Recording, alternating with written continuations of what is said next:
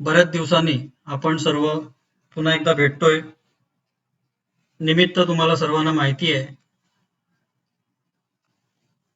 Website 5 नोव्हेंबरला आली. त्याच्यानंतर वेब पोर्टल कधी येणार याच्यावर बरीच चर्चा झाली.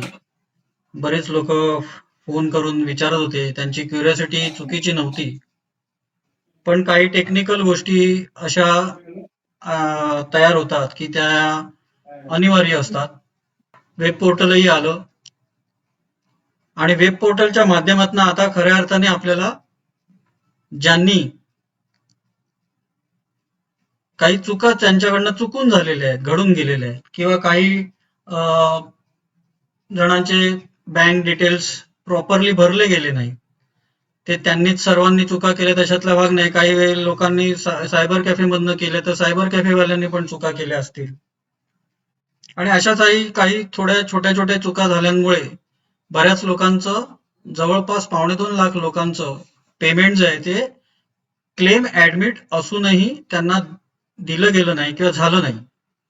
आता महत्वाचा मुद्दा एक लक्षात घ्या मित्रांनो, की हे वेब पोर्टल किंवा ही वेबसाईट जी आलेली आहे, वेब पोर्टल जे आलेले आहे खास करून, ते फक्त आणि फक्त ज्यांचा क्लेम ऍडमिट आहे किंवा ऍडमिशन त्यांचं झालेलं आहे, ज्यांचा क्लेम ऍडमिट झालेला आहे आणि त्यांच्या अकाउंटला पेमेंट झालेलं नाही, अशा लोकांसाठीच हे वेब पोर्टल आहे.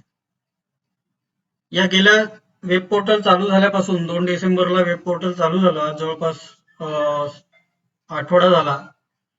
खूप जणांचे आम्हाला फोन येत आहेत, खूप जणांचे व्हॉट्सअपवर मेसेज येत आहेत आणि मुळात हा एक त्यांच्या मनामध्ये एक गैरसमज असा निर्माण झालाय की सगळ्या लोकांना वेब पोर्टल ओपन आहे. हे मित्रांनो, वेब पोर्टल जे आहे ते रिकन्सिलेशनचं नाहीये. हे वेब पोर्टल फक्त आणि फक्त बँक डिटेल्स चेंज करण्यासाठी किंवा नेम मध्ये काही चेंज झाले असतील तर ते चेंज करण्यासाठी आपल्याला वापरता येणार आहे. आणि त्यासाठीच 2 डिसेंबरलाच जी संस्था आहे आपली, ओम श्री सद्गुरू समर्थ मार्केटिंग प्रतिनिधी वेलफेअर असोसिएशन, यांच्या माध्यमातून आपण एक सर्क्युलर काढलं होतं इंग्लिश आणि मराठीमध्ये. वेळेच्या अभावी ते हिंदीमध्ये काढता आलं नाही, त्याच्याबद्दल मी दिलगिरी व्यक्त करतो.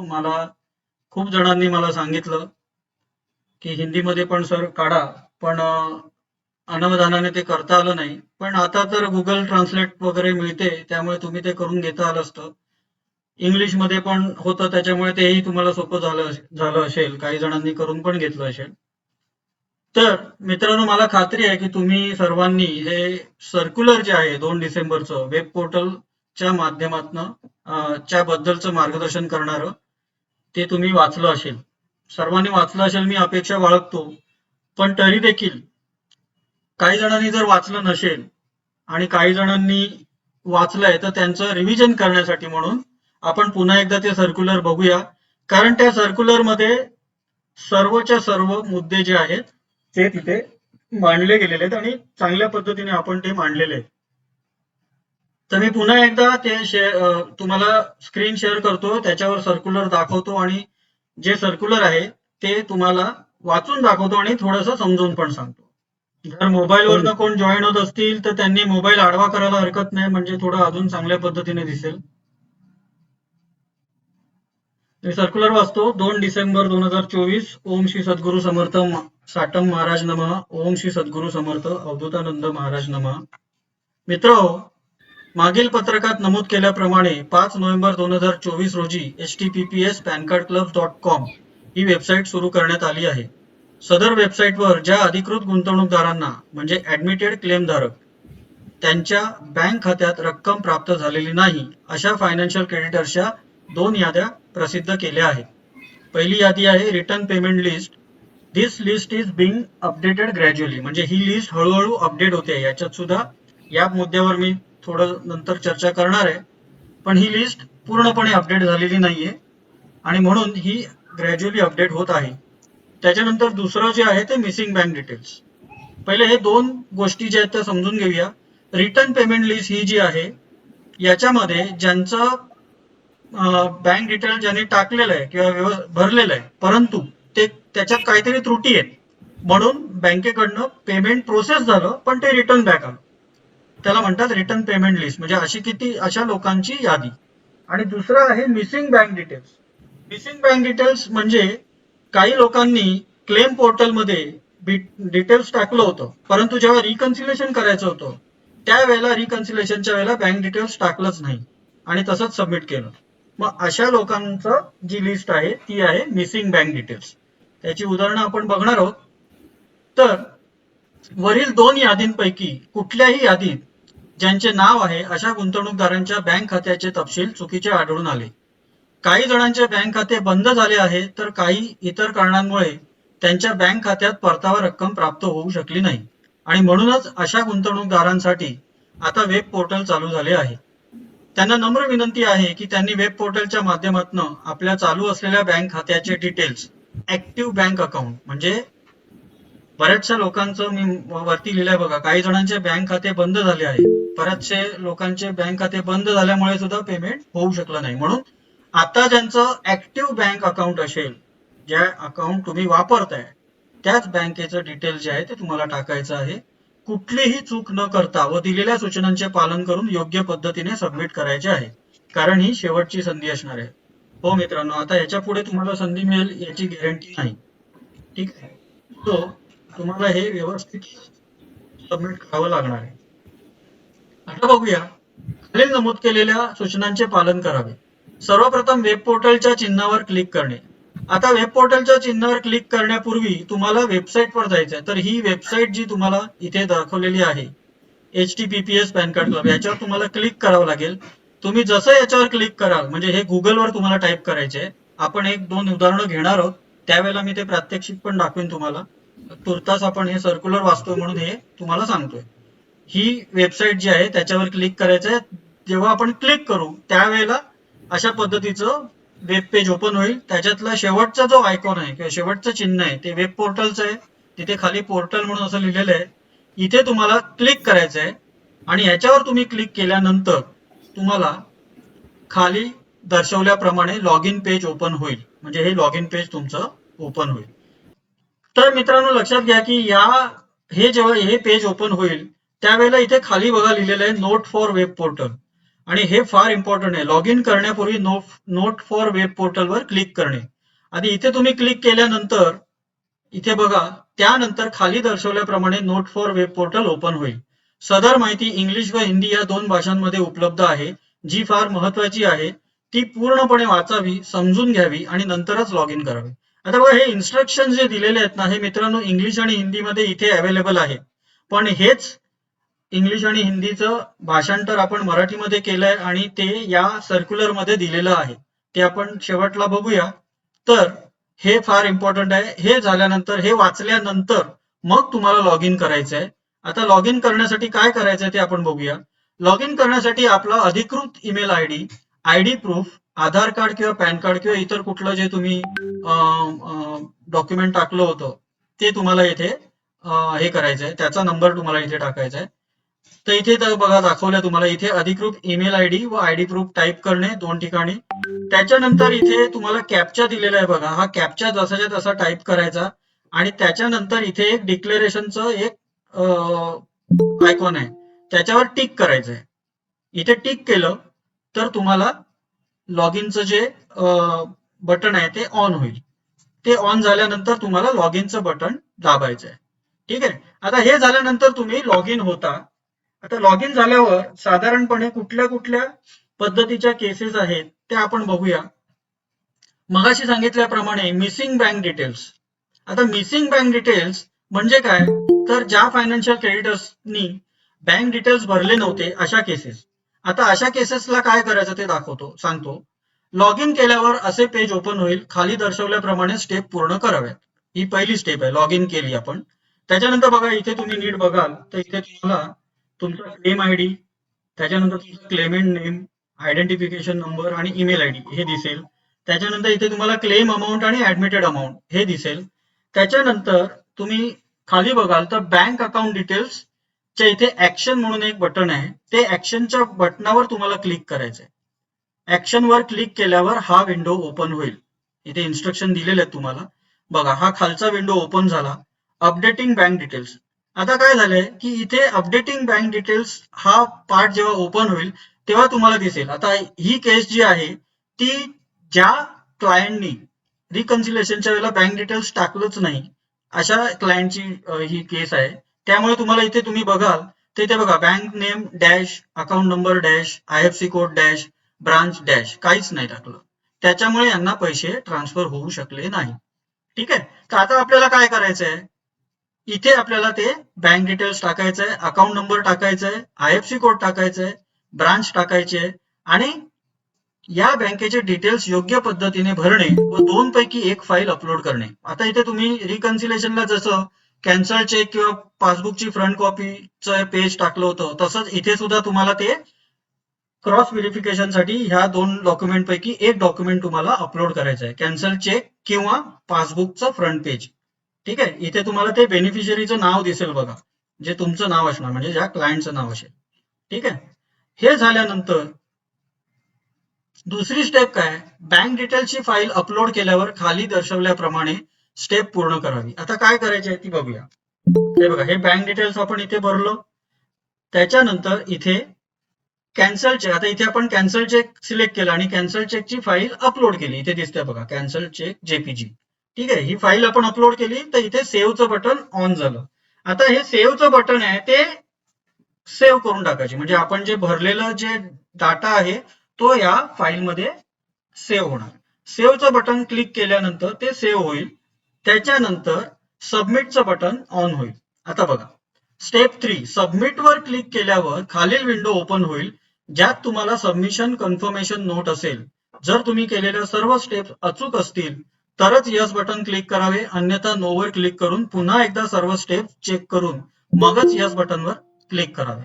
आता हे बघा, इथे तुम्ही जसं सबमिटचं बटन दाबाल तसं तुम्हाला ही नोट दिसेल सबमिशन कन्फर्मेशनची आणि ही फायनल सबमिशन नोट आहे, लक्षात घ्या. त्यामुळे इथे तुम्हाला तो विचारतोय, would you like to proceed with your revision submission, have you thoroughly reviewed it, once submitted changes cannot be made again.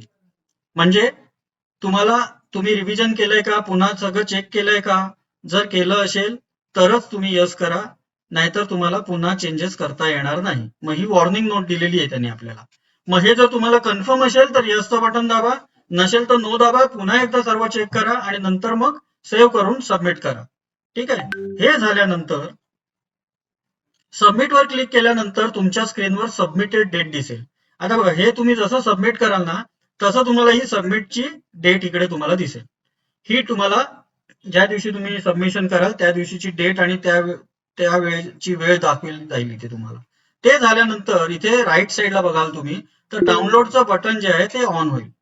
हे ऑन झालं नंतर त्याच्यावर जर तुम्ही क्लिक केलं तर तुम्हाला तुमचा जो रिपोर्ट, जो काय तुम्ही इन्फॉर्मेशन भरलेली आहे, जी माहिती भरलेली आहे त्याचा रिपोर्ट, जसा रिकन्सिलेशनचा रिपोर्ट तयार होत होता आणि तो डाउनलोड करत होता तुम्ही, तसाच हा तुमचा बँक व्हेरिफिकेशनचा रिपोर्ट जो आहे तो तुमचा डाउनलोड होईल आणि हा अशा पद्धतीचा असेल. याच्यामध्ये बघा दिलेलं आहे क्लेम डिटेल्स, तुमचं claim ID, claimant name, identification number, email ID, admitted amount, claim amount, submitted date, त्याच्यानंतर बँक डिटेल्स हे पूर्वीचं, म्हणजे आता हे इथे बँक त्यांनी काहीच टाकलं नव्हतं ते पण दिसते आणि तुम्ही जे अपडेट केलेलं आहे ते पण तुम्हाला इथे दिसणार. आता हे तुमचं अपडेट झालेलं जे आहे हे तुम्हाला इथे सरळ दिसते बघा, बँकेचं नाव, account number, IFSC code, branch आणि अपडेटेड फाईल, कुठली फाईल तुम्ही अपडेट केले ते पण दिसते. असा रिपोर्ट डाउनलोड होईल. आता हा जो रिपोर्ट आहे तो आपण हा क्लायंट जरी खरा असला तरी हा डमी रिपोर्ट आहे. एक्झाम्पल म्हणून आपण केलं होतं, यांना आपण फायनल सबमिशन केलं नव्हतं, ते हा डमी रिपोर्ट आपण बनवलेला आहे तो तुम्हाला दाखवण्यासाठी. ठीक आहे. आता बघूया नेम चेंज केसेस. आता याच्यामध्ये नीट समजून घ्या, ज्या फायनान्शियल क्रेडिटर्सच्या बेनिफिशियरी नावात त्रुटी असतील व त्यात बदल करायचे असल्यास खाली दर्शवल्याप्रमाणे बेनिफिशियरी नेम यावर क्लिक करणे, समोर एक विंडो ओपन होईल, त्यात योग्य नाव चेंज करावे व रिझन मध्ये योग्य पर्याय निवडावा. तसेच काही रिमार्क असेल तर तो भरावा, त्यानंतर योग्य ती फाईल अपलोड करून सबमिटचे बटन क्लिक करावे. हे बघा, आता इथे ज्या वेळेला तुम्ही वेब पोर्टल ओपन करता त्यावेळेला तुम्हाला इथे बघा कोपऱ्यामध्ये एक बेनिफिशियरी नेम म्हणून इथे तुम्हाला दिसते. हे बेनिफिशियरी नेम हे जर तुम्हाला चेंज करायचं असेल, याच्यात तुम्हाला चेंजेस करायचे असतील, तर त्या बेनिफिशियरी नेमच्या वर तुम्हाला क्लिक करायचं आहे. जसं तुम्ही क्लिक कराल तसं हे तुम्हाला नेम चेंज नेम म्हणून एक विंडो ओपन होईल. ठीक आहे. आता हा विंडो ओपन झाल्यावर तुमचं ओरिजिनल जे नाव त्याच्यामध्ये आहे ते दिसेल. आणि आता तुम्हाला जे चेंज नाव करायचं आहे किंवा ज्याच्यात चेंजेस करायचे आहे ते नाव तुम्हाला इथे प्रॉपरली टाकायचं आहे. आणि रिझन इथे दिलेलं आहे. याच्यात साधारण 6 वेगवेगळ्या प्रकारचे रिझन्स आहेत. ते रिझन तुम्हाला सिलेक्ट करायचे आहेत आणि त्या रिझनच्या अनुषंगाने तसंच तुम्हाला ते डॉक्युमेंट, रिलेव्हंट डॉक्युमेंट तुम्हाला तिथे अपलोड करायचे. आपण पुढे बघूया. आता बघा, हा विंडो आपण जसा ओपन करू, नाव तुम्ही टाकलं आणि सिलेक्ट रिजन वर जर सिलेक्ट केलं तर इथे 6 वेगवेगळे टाइप्स आहेत. हे तुम्ही सर्क्युलर बघाल तर थोडं अजून चांगल्या पद्धतीने दिसेल. इथे थोडंसं ब्लर दिसतंय. Due to marriage, upload marriage certificate. आता मॅरेजमुळे नाव चेंज झालेलं आहे. काही वेळेला काय झालेलं आहे की रिकन्सिलेशन प्रॉपरली झालं नाही किंवा तुम्ही क्लेम करण्याच्या वेळेला तुमचं लग्न झालं नव्हतं, आता ते लग्न झालं आणि तुमचं नाव तुम्हाला चेंज करायचं आहे, अशी केस असू शकते. तर अशासाठी तुम्हाला ड्यू टू मॅरेज याच्यासाठी तुम्हाला मॅरेज सर्टिफिकेट अपलोड करावं लागेल. प्लस मी एक सेफर साईड तुम्हाला अजून एक सांगेल की ते अपडेटेड आधार कार्ड तुमचं असेल किंवा पॅन कार्ड असेल ते सुद्धा तुम्ही याच्या जोडीला एकत्र फाईल करून एक पीडीएफ फाईल बनवा आणि ती अपलोड करा.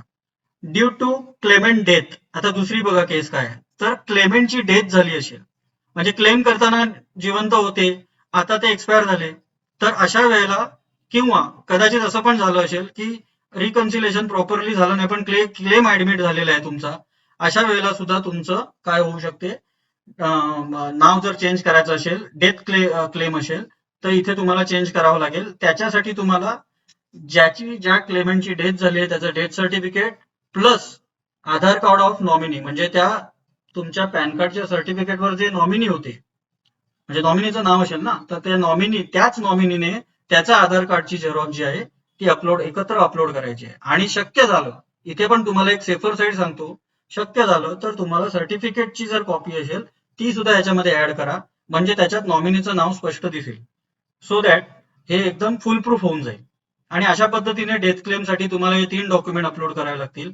त्याच्यानंतर तिसरी केस आहे लिगल हेअर. लिगल हेअर म्हणजे काय, तर इथे तुमचं क्लेमेंट म्हणजे क्लायंट आणि त्याचा नॉमिनी दोघांची डेथ झालेली आहे, दोघंही मृत्यू पावले, तर अशा वेळेला मात्र त्यांचा वारसदार जो असणार आहे त्यांनी मात्र ते सक्सेशन सर्टिफिकेट अपलोड करायला पाहिजे. ती जरा प्रोसिजर थोडी किचकट आहे पण ती करावी लागेल, त्याच्याशिवाय ते तुम्हाला ग्राह्य धरला जाणार नाही क्लेम तुमचा. पलीकडे जाऊन स्पेलिंग मिस्टेक. आता बऱ्याच लोकांचं स्पेलिंग मिस्टेक मुळे सुद्धा पेमेंट झालेलं नाही, कारण बेनिफिशियरी नाव डिफर झालं. काही जणांचं काय झालेलं आहे, एखादा ए राहून गेला, एखादा बी राहून गेला, काही म्हणजे स्पेलिंग मिस्टेक झाल्या. मग अशा वेळेला सुद्धा नाव तुम्ही नीट चेक करा. स्पेलिंग मिस्टेक असेल तर स्पेलिंग मिस्टेकचं रिझन सिलेक्ट करा आणि तुमचं प्रॉपर आधार कार्ड किंवा पॅन कार्ड त्याच्या जोडीला अपलोड करा. आता शक्यतो बँकेमध्ये जे नाव असते तर ते पॅन कार्डशी रिलेटेड असते, म्हणून पॅन कार्ड जर असेल तर ते अपलोड करा, जेणेकरून तुमचं काम सोपं होऊन जाईल. मोस्ट प्रोबेबली नावं, बेनिफिशियरी नाव डिफर्स हे जे रिझन आलेलं आहे ते त्याच्याचमुळे आलेलं आहे की आपण क्लेम सर्टिफिकेट घेताना सुद्धा पॅन कार्डचं त्याला काही पण नाव दिलं होतं, बँकेमध्ये काहीतरी वेगळंच नाव असते, अशा पद्धतीच्या बऱ्याच मिस्टेक झालेल्या आहेत. आणि म्हणून शक्यतो पॅन कार्ड आणि बँकेचं नाव हे साधारण सिमिलर असते, सिमिलर म्हणण्यापेक्षा सेम असते, तर त्या पद्धतीने तुम्ही करा. त्याच्यानंतर शॉर्ट नेम, फुल नेम. आता शॉर्ट नेम मध्ये काय होते, साधारणपणे आता आपण जर एक उदाहरण घ्यायचं झालं तर एस बी सावंत. आता एस बी सावंत हे शॉर्ट नेम आहे, पण बँकेमध्ये नाव काय आहे, सचिन बब्रुवान सावंत. आता हे शॉर्ट नेम आणि फुल नेम याच्यामुळे सुद्धा प्रॉब्लेम झालेला आहे. तर अशा वेळेला तुम्हाला ते नाव पूर्ण घ्यावं लागेल किंवा टाकावं लागेल आणि त्याच्या जोडीला ते रिलेव्हंट डॉक्युमेंट तुम्हाला अपलोड करायचं आहे. पलीकडे जाऊन एनी अदर रिझन म्हणजे काय, तर ह्याच्यापैकी काहीच रिझन नाही पण नाव चेंज झालेलं आहे. काही जण करतात असे, आपली नावं चेंज करतात, आपली आयडेंटिटी चेंज करतात. मग अशा वेळेला मात्र तुम्हाला गॅजेटचं नोटिफिकेशन तिकडे अपलोड करावे लागेल आणि अपडेटेड आधार कार्ड किंवा पॅन कार्ड जे काय असेल ते तुम्हाला अपलोड करावं लागेल. तर असे 6 रिझन्स आहेत वेगवेगळे, ज्याच्या माध्यमातून तुम्हाला तुमचं नाव चेंजेसची केस आहे तुमची जशी केस असेल त्या पद्धतीने ते डॉक्युमेंट्स तुम्हाला सबमिट करावे लागतील. ठीक आहे. आता हे डॉक्युमेंट इकडे तुम्हाला सबमिट करताना इथे चूज फाईल म्हणून एक बटन आहे बघा. हे क्लिक केल्यानंतर तुम्हाला मगाशी सांगितल्याप्रमाणे सपोज तुमचं जे काय असेल रिझन, मॅरेज असेल तर मॅरेज सर्टिफिकेट आणि इतर डॉक्युमेंट्स तुम्हाला इथे अपलोड करावे लागतील. आता हे अपलोड करताना थोडी काळजी काय घ्यायची मित्रांनो, की कृपया नोंद घ्या की अपलोड केलेल्या दस्तऐवजांची फाईलची साईज 3 MB पेक्षा जास्त नसावी व एकापेक्षा जास्त फाईल असल्यास त्याची एकत्र पीडीएफ किंवा जेपीजी फाईल बनवून ती अपलोड करा. मगाशी सांगितलं तुम्हाला की पीडीएफ आणि जेपीजी एकत्र फाईल बनवा.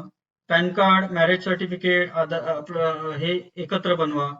जे काय म्हणजे एकापेक्षा जास्त डॉक्युमेंट जर टाकायचे असतील तर त्याची एकच फाईल बनवा आणि ती अपलोड करा. आणि याची साईज 3 MB पेक्षा कमी असावी.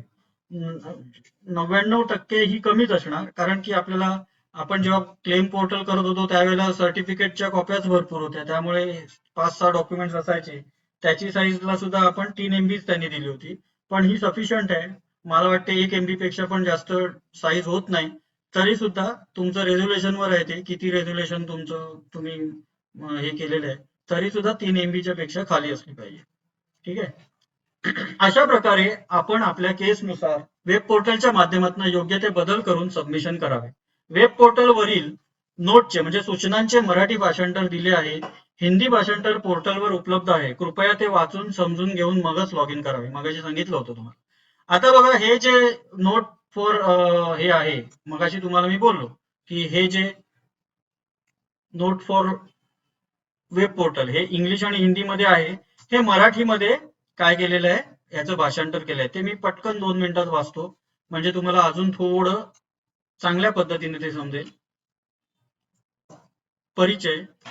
कंपनीच्या वेबसाईटवर असे अनेक वित्तीय कर्जदार एफसीज आहेत ज्यांचे दावे मान्य करण्यात आले आहेत, परंतु चुकीच्या किंवा अपूर्ण बँक तपशिलांमुळे त्यांना प्रामाणिक आगाऊ रक्कम, आता हे शब्दाचा अर्थ झालाय, आगाऊ रक्कम म्हणजे अपफ्रंट पेमेंट प्राप्त झालेले नाही. हा मुद्दा हे गुगलमध्ये त्यांनी ट्रान्सलेट केलेला आहे, म्हणून ते जसंच्या तसं आलेलं आहे. ते थोडं तुम्ही समजून घ्या. एक वेब पोर्टल सादर करण्यात आले आहे ज्याद्वारे एफसी त्यांचे योग्य बँक तपशील सादर करू शकतात, ज्यामुळे त्यांची आगाऊ रक्कम सोडली जाईल म्हणजे रिलीज केली जाईल. वेब पोर्टलद्वारे सादरीकरण सूचना. वेब पोर्टलला प्रवेश करा. वेब पोर्टल आयकॉनवर क्लिक करून निर्दिष्ट वेब पोर्टलला भेट द्या. Log in. आपला नोंदणीकृत ईमेल आयडी व ओळखपत्र वापरून लॉग इन करा. हे मगाशी आपण वाचलं. आधार कार्ड, पॅन कार्ड, मतदार ओळखपत्र किंवा पासपोर्ट यापैकी एक. सादरीकरणासाठी श्रेणी म्हणजे वेगवेगळ्या केसेस कुठल्या कुठल्या आहेत. खालील श्रेण्या प्रत्येक वित्तीय कर्जदारासाठी भिन्न भिन्न असू शकतात. आता काय तर नाव बदलामध्ये काय किती केसेस असू शकतात. जर नावामध्ये बदल आवश्यक असेल तर संबंधित कागदपत्रे अपलोड करणे. विवाह प्रकरण म्हणजे मॅरेज असेल तर विवाह प्रमाणपत्र आणि अद्ययावत आधार कार्ड अपलोड करा. विवाहाशिवाय इतर नाव बदल प्रकरण असेल तर राज्यपत्र अधिसूचना म्हणजे गॅजेटेड नोटिफिकेशन आणि अद्ययावत म्हणजे अपडेटेड आधार कार्ड अपलोड करा. मृत्यू प्रकरण. जर एफसीचे निधन झाले असेल तर नामनिर्देशित व्यक्तीने म्हणजे नॉमिनीने मृत्यू प्रमाणपत्र त्या एफसीचं आणि नामनिर्देशित व्यक्तीचे आधार कार्ड म्हणजे नॉमिनीचे आधार कार्ड किंवा पॅन कार्ड अपलोड करावे. जर एफसी आणि नामनिर्देशित दोघांचेही निधन झाले असेल तर कायदेशीर वारसाने म्हणजेच लीगल हेअर जो असेल त्याने वारस प्रमाणपत्र अपलोड करावे म्हणजे सक्सेशन सर्टिफिकेट अपलोड करावे. शुद्ध लेखन चूक म्हणजे स्पेलिंग मिस्टेक. नाव दुरुस्त करा आणि अद्ययावत आधार कार्ड किंवा पॅन कार्डची प्रत अपलोड करा. लघु पूर्ण नाव किंवा नावाचा नमुना. आता याच्यामध्ये काय होते, मगाशी सांगितल्याप्रमाणे SB सावंत आणि ते मी तुम्हाला बोललो ते, किंवा काही वेळेला काय आहे की बँकेमध्ये असं पण होते की सावंत SB अशा पद्धतीचं सुद्धा नाव असते, किंवा सावंत सचिन बब्रुवान असं सुद्धा नाव आहे. त्यामुळे तुमचं कुठल्या बँकेमध्ये जे नाव आहे ना ते मोस्ट प्रोबेबली त्या पद्धतीचं, पण शक्यतो पॅन कार्ड किंवा आधार कार्ड मध्ये तशा पद्धतीचं नाव असलं पाहिजे. नाहीतर जर तुमच्या बँकेमध्ये नाव जर तसं असेल तर बँकेमध्ये एक ऍप्लिकेशन द्या, कारण हे तुमचं डॉक्युमेंट्स येणार, त्याला व्हेरिफिकेशन होणार, याला किमान 1-1.5 महिना तरी जाणारच आहे. त्यामुळे तुम्ही बँकेमध्ये ते चेंज करून द्या. एक तर पॅन कार्डच्या नावाचं चेंज करा किंवा आधार कार्डच्या नावाचं कुठलं तरी एक व्यवस्थित चेंज करून तुमचं बँकेचं नाव चेंज करून घ्या, कारण हे फार घडलेलं आहे. आडनाव अगोदर असल्यामुळे सुद्धा प्रॉब्लेम झालेला आहे. त्याच्यानंतर चुकीचे बँक तपशील. जर बँक तपशील चुकीचे असतील तर अद्ययावत आणि सक्रिय तपशील प्रदान करा, ज्यामध्ये बँकेचे नाव, मगाशी आपण ते बघितलं की त्या ह्याच्यामध्ये त्यांनी बँकेचं नाव लिहिलं नव्हतं, शाखेचं नाव लिहिलं नव्हतं, खाते क्रमांक, आयएफसी कोड. समर्थन कागदपत्र अपलोड करा, जसे रद्द केलेला धनादेश किंवा पासबुकचे समोरचे पान, म्हणजे कॅन्सल चेक किंवा पासबुकचे समोरचे पान म्हणजे फ्रंट पेज, हे तुम्हाला टाकायचं आहे, आय मीन अपलोड करायचं आहे. बँक तपशील गहाळ, म्हणजे मगाशी सांगितलं की मिसिंग पेमेंट डिटेल्स मध्ये तुम्हाला जर काहीच नसेल लिहिलेलं तर हे सगळं तुम्हाला पुन्हा एकदा व्यवस्थित टाकायचं आहे आणि सेम कागदपत्र अपलोड करायची. आता महत्वाची सूचना बघा, महत्वाची सूचना, प्रिय फायनान्शियल क्रेडिटर्स, कृपया आपण प्रविष्ट केलेली सर्व माहिती अचूक आणि पूर्ण असल्याची खात्री करा. सादरीकरण करण्यापूर्वी तपशील द्विगुणित तपासा, म्हणजे किमान 2दा तरी तपासा, कारण चुकीची माहिती देण्यामुळे देयक प्रक्रियेमध्ये आणखी विलंब होऊ शकतो. हे खरं आहे मित्रांनो, नाहीतर पुन्हा ही नेव्हर एंडिंग स्टोरी होत राहणार आणि पुन्हा एकदा आपल्याला चान्स मिळेल, कारण ही शेवटची संधी म्हणून त्यांनी सांगितलंय, तर पुन्हा त्याचा चान्स मिळेल की नाही याची आपण गॅरंटी देऊ शकत नाही. कारण एक लक्षात घ्या मित्रांनो, मुळातच हे रेझोल्युशन ऍप्लिकंटचं हे कामच नव्हतं, हे सीआरपीचं काम होतं, पण आपण ज्या चुका केल्या त्याच्यामुळे हे त्यांना भुर्दंड पडलाय, पैसे देण्यासाठी पैसे खर्च करावे लागले आहेत. तर अशा पद्धतीने तुम्ही चुका करू नये हे तुम्हाला मी रिक्वेस्ट करतो, विनंती करतो. अवधूत चिंतन श्री गुरुदेव दत्त. धन्यवाद. आपला विश्वासू एम गावडे.